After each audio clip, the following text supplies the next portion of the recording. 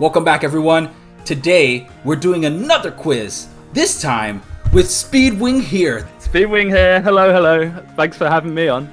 I make a lot of meme content, a lot of silly content, but sometimes I do normal Fire Emblem videos, and I do also live stream a bit now. Speedwing is one of the most avid defenders of Fire Emblem Engage, which I agree with. I think actually a bunch of videos he posted out about it really highlight the good parts of it. But I gotta be honest, I love your satire stuff. Like, your comedy stuff is so good. Particularly your Boars video of recent has got me cracking up. Okay, so for this quiz, there will be 10 questions, increasing in difficulty. And Speedwing has to prove if he is truly a master of Fire Emblem, and if he is capable of surviving the difficulty of the quiz. Are you ready for it? Really, but I've got wing in my name, so I'm ready to wing it. You're ready to wing it. Well, good.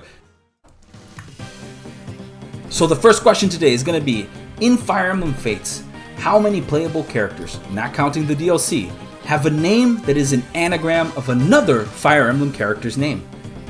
Is it 1, 2, 3, or 4? Well, the characters that have an anagram of their name are the ones from Awakening. So that is... Wait, no, they're not, actually. I said that so confidently. That's not the case at all. It's the ones reincarnated characters. So, Faja, Rajat, Gaius, and I forget what his name, Asugi, I think it is. And the last one is Cordelia, and I'm really struggling to remember her name, but I'm sure it's an anagram as well. So I'm going to go with 3. Is that your final answer? I mean, chances are there's a fourth one that isn't to do with any of that. We're not including Anna as an anagram of Anna, are we? No. That would be that's so mean. No, we're not. All right, yeah. Although somebody in the comments gonna say that. Watch, but yeah, no, we're not going to that. So 3. That's my final answer. Pam, you are correct. It is Asugi, Kaldori, and Rajat. One thing I always thought was cool about this was that, they rehashed not only the characters from Awakening, but they also rehashed the names of others, which was strange. Like, how Odin is Owain, and Selena is Severa, and so on and so forth. How do you feel that impacted? Like, did you enjoy that between the games? Or do you feel like you went without? I kind of enjoyed the concept of Severa, Owain, and Inigo, that they get pulled through to this kind of separate reality and all that. They do all that in the DLC. The reincarnated kids, I'm not a fan of that at all. I think have one or the other. Having both just felt a bit funny to me. You want to move on to the next question? Sure, yeah. Okay. It's a simple true or false. Lyn is from the Kutola tribe in the Blazing Blade. Is this statement true, or is this statement false? Oh dear. Is Sake a tribe? So the Katolas, that's where Matey's from, the bloke on... Oh, I'm not going to be able to... See, this is my thing. I have very poor memory. But I remember what places look like. So Kutala is where... Oh, I'm probably butchering how you say that. Is where the bloke from... I think it's the Dragon Isles, wherever Eliwood's dad is being kept or whatever, he's from that tribe. But is he from Lyn's tribe? I'm gonna have to go with true here, I think. But it is a bit of a guess. Okay. Is that your final answer? Yeah. All right. He said very confidently. Ooh! The first one wrong. See, the second I see that, instantly I hear her repeatedly saying, "Oh, Lorca tribe, I'm Lyn of the Lorca tribe." She even says it in Engage and stuff as well. Yeah, of course. The Kutola tribe is actually Dayan, Wrath's, and Guy's clan, along with Sue, obviously, too. So they have a couple of different tribes. Some are lesser known, some are big ones. But yeah, Lyn is from one of the lesser clans. She's called the Lorca tribe. We're getting there. Like, these were the easy ones. It's fine. It's okay to stumble on the first ones. We're gonna up the difficulty a little bit right now. Are you ready for question number 3? I am, sure. In Fire Emblem Sacred Stones, with all the playable characters, how many total maximum amount of summoners could you obtain? Is it 1, 2, 3, or 4? I am desperately thinking in my head about the post-game characters now and whether any of them are summoners. The only one I can think of that would be a summoner is Leon, who's definitely not, because he'll be in his unique class. So I'm just going to go with 2 here. Are you sure that it's 2? I think so, because it's Null and Ewan, right? All right, I will hit the confirm button. You had it, dude. You even said it. He can summon one? He can summon. He can summon. So Ewan, Null, and Leon can all summon in one way, shape, or form if you so desire. The funny thing that you say is you watched my video, but like in that video, Leon has a summon option. When I hover over him. Wonderful. He does. He can actually summon, which is super straight. He is in his personal class, but his personal class also happens to be a summoner, which is why you can get 3 with even the total amount of playable characters. I feel like I should make a question next time just about Leon in general, because apparently nobody knows about him or anything about him. They just know that he's a villain, but they don't know anything about him. So we're leaving the easy modes, okay, and we're going into a little bit more difficult. But I think you got this one in the bag. This is a Fire Emblem Fates question. We all know that you are a big fan of Fire Emblem Fates. Which of the following units is not recruitable in Birthright? Assume Branch of Fates is utilized. Is it Izana, Nyx, Selkie, or Shura? It's Nyx. Nyx is Conquest and Revolution only. I'm pretty completely certain of that. Are you sure? May I lock it in? Yeah, you can lock that one in for sure. You are correct! Nyx actually never even shows up in Birthright, barring the initial Branch of Fates army appearing. How do you feel these units, when they are just locked to specific routes, how do you feel that impacts the gameplay? I think between Birthright and Conquest, the idea that most of the units in the other one show up as enemies in the other one is kind of cool. I like that a lot. But what is completely unforgivable, and forgive me for critiquing absolute peak of the series, Revelation, but having Scarlet not playable in Revelation is abhorrent, in my opinion, in the Golden route. It also doesn't make much sense, right? It's like they just killed her off because they needed to kill her off. I think Izana's not playable in that route either. Yeah, Izana also is not, yeah. We are at the midway point of this quiz. How much gold does Volk ask for to read Grail's report in Path of Radiance? Is it 20k, 30k, 40k, or 50k? So, he always asks for absurd amounts of money. Path of Radiance, I mean, nowadays, whenever I play Path of Radiance, which is pretty infrequent in recent years, I do tend to spacebar through most of the deep lore. I'm leaning towards 50k just because he does usually ask for an absurd amount. Wait, no, is Grail's report his promotion? Oh, I guess you can't tell me is the Quizmaster. If that's his promotion, I think it's probably 20k. But if it's just like a line of dialogue where he's just like, oh, it'll cost 50k for me to tell you. Oh dear. I'll go with 20k then. I'll go with the concept that maybe it's his promotion. Are you sure? No, not at all, but we'll go with it. All right. You were so close. You had it right too, because you should have stuck to your first answer, because it's usually the correct one. I know, I've done that repeatedly now. I'm gonna start just going with my guns immediately, I think. Yeah, it was 50k. He immediately he asked him for 50k in order to read the report. There is a situation that he's like, oh, here's the money that you paid me minus some expenses or whatever, and it turns out to be, I think, 20k. So that's probably where you're getting it from. There, Speedwing exposed. Listen, these quizzes are difficult, right? Because one thing the viewer doesn't know, and we'll tell you right now, Speedwing did not have a chance to train for this or to practice, or he doesn't even know what's going to be on the quiz. Like this is the ultimate test of knowledge. True or false? There is only one boss in FE6 hard mode that cannot be doubled. Consider their starting inventories. follow-up attack, not brave, under any circumstance barring hacking.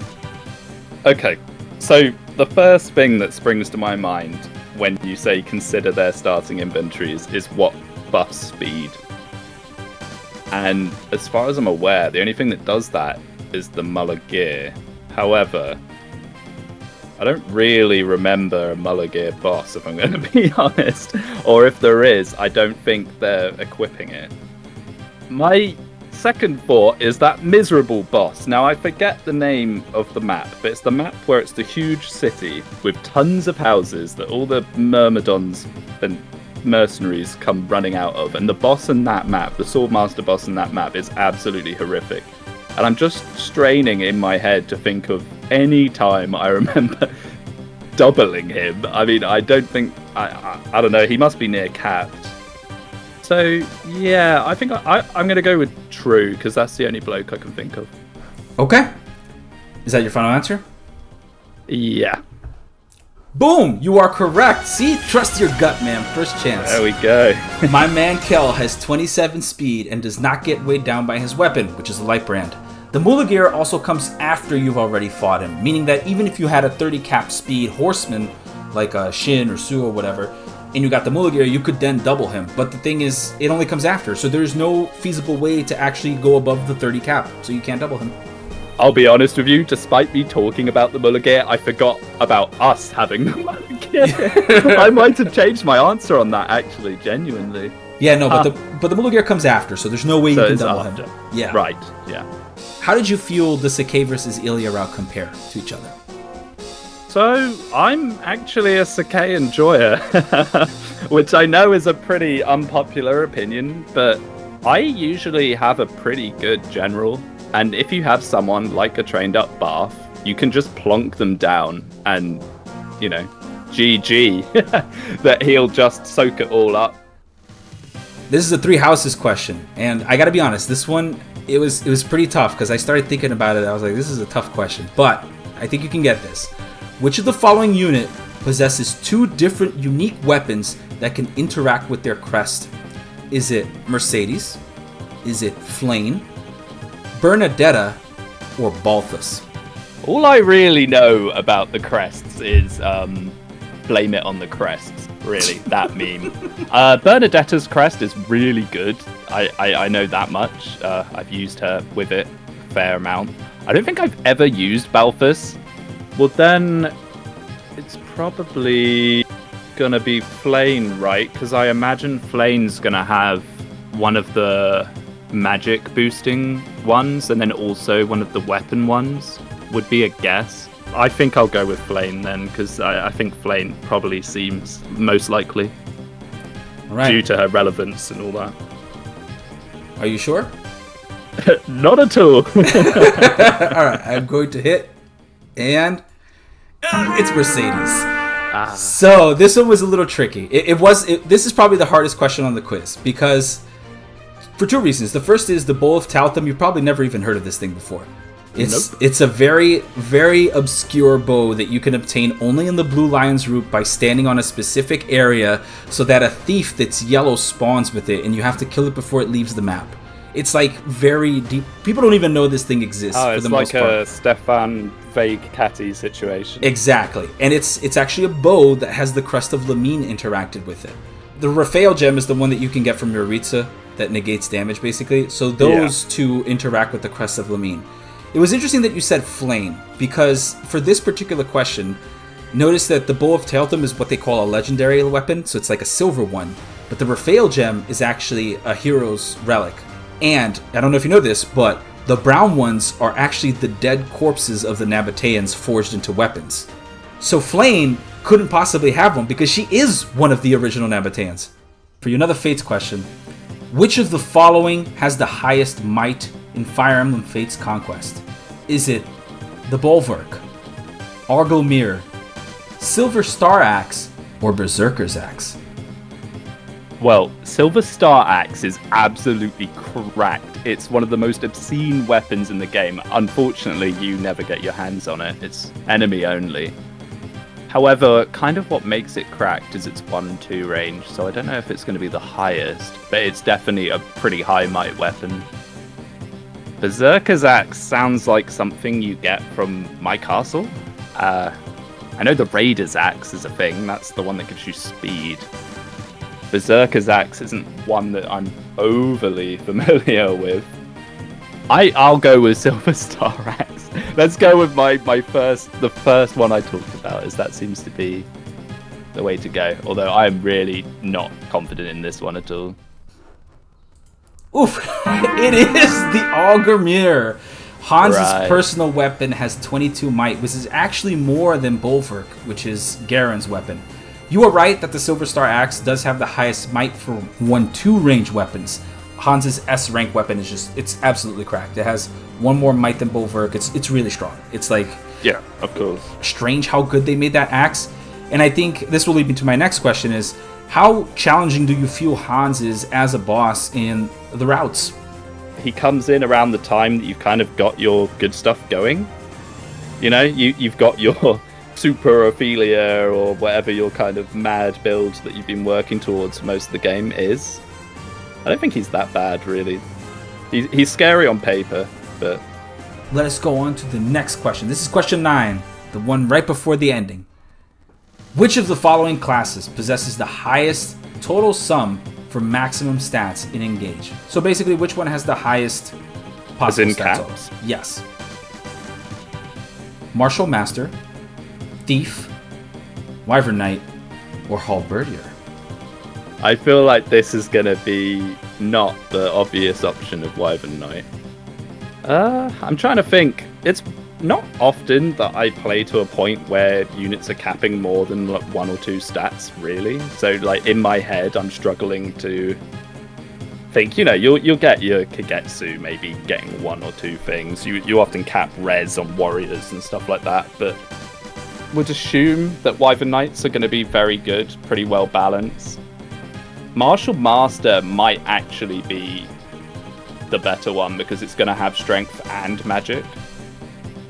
But then it's a half a healing class, so is it going to have that high of a cap? It has pretty good speed. Yeah, actually, I think I'm going to go with Martial Master just because of the strength magic split. I think that might give it the edge. Lock this one in? Sure. You should have trusted your gut, man. Oh, no. So that's what I wrote, right? Imagine being in an infantry class and still having worse stats than a flying dual-wielding class. Balance, am I right? So it turns out that even in Engage, the Wyvern Knight has absolutely cracked stats at maximum. Like, they're even better than Halberdiers. When I first made this question, I genuinely wanted the answer to be Martial Master. But then, like you said, half of it's a healing class, so it takes, like, for some reason, it takes weird speed caps. Like, the speed cap's actually pretty low. The reason why Wyvern Knight is better than Halberdier is I have no idea. I honestly have no idea why. I think they maybe overvalued the usage of S rank weaponry, and they were like, oh, they're going to get this Bryanak and solo the game, so we got to just dunk their stats. It makes no sense. So when you put a unit like Kagetsu in Wyvern Knight, he actually is reaching his highest potential.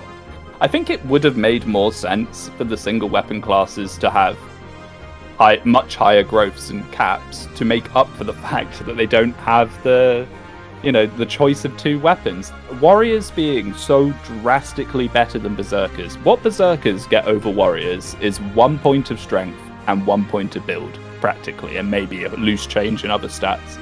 It's just not good enough when Warriors then go on to get longbows and stuff, you know? All right. Are you ready? This is the final question. I have picked this question for you. This is the question I think represents you the most, and I hope you like it. Which of the following is not an item that confers a permanent speed boost, or a speed wing, in any Fire Emblem game? Is it the Swift Ring, the Speed Carrot, the Sacred Moonstone, or the Pegasus Cheese? Wonderful. I do like this question very much. Now, I'm pretty sure Pegasus Cheese, Swift Ring are definitely stat boosters. Speed Carrot and Sacred Moonstone, I'm pausing on Sacred Moonstone doesn't sound like a thing. That's my gut, and that probably is going to be what I'm going to. Speed Carrot is 3 houses. You grow it in the monastery. So I think he said very confidently, already proving he knows very little about 3 houses. So I'm going to go with Sacred Moonstone because that seems the most out of place. Pegasus Cheese, I'm very certain on. So yeah, Sacred Moonstone. Are we locking this one in? Yeah. Ooh. Really? Okay. What's it called? What? It's like, oh, is it the bracelet or something? I know, I can picture it in my head what I'm thinking of when I thought the Swift Ring wasn't a thing. The thing is, the Swift Ring is very close to the actual thing. It's actually called a Speed Ring, and it exists in Thracia 776. That will be what I'm thinking of, most probably. You are thinking, and it's correct, but it's not called a Swift Ring. It's called a Speed Ring. Now, the Sacred Moonstone is an item. Oh, it's a 3 houses item. In 3 houses. So it was funny when you said, no, showing that I know very little about 3 houses, because I was like, he doesn't know that the Sacred Moonstone is from 3 houses. Now, granted, it is the only one that I found that doesn't have some mention of like something speedy. Like, it's so weird because the first time I saw this, I was like, I would definitely get this question wrong. Because if somebody told me the Sacred Moonstone is a speed boosting item, I'd be like, there's no way. I just really wanted to put a question that represented you. I was like, oh, we're going to get Speedwing on the Speedwing question. Yes! That's so I'm sorry if I put too many lore questions in there. I was trying to balance it out as best as I could. You're always welcome. Your quiz was good, man. It's just me that's a fake Fire Emblem fan exposed. Oh, I have a gift for you. Don't worry about the test score. Somebody will still try to say you're good, even though. What? You know, I was expecting an Anna question because our little disagreements in the past about Anna. I was 100% expecting a question of a level 1 Anna. What are her odds of generating gold if she gets a kill? I was so certain that was going to be a question, so you could be like, it's 3% because she has free luck. So I had that burned in my mind. Alrighty, so that was the quiz. Speedwinghere, you did a fantastic job. I know that it doesn't look like it, but you did a really good job. These are tough questions. They're definitely not easy at all. I really want to thank you for being here. Again, guys, please check out his channel. The stuff he does is absolutely fantastic. And a lot of the quizzes that you see here today, some of them were actually inspired from things I saw on his channel. Well, thank you so much for having me on. You know, I've had a lot of fun. Maybe me having a little too much fun with Fire Emblem. I'm always saying that, you know, Fire Emblem shouldn't be so serious, but perhaps I've learned that I need to take Fire Emblem a little more seriously myself. But thank you so much. I've really enjoyed myself. This has been great. If you want to take this quiz, the description is down below. Please feel free to share it with your friends, share it with your colleagues, and see how well you score on this. Thank you guys so much for watching. I really do appreciate it. Don't forget to like and subscribe, and we'll be seeing you guys next time.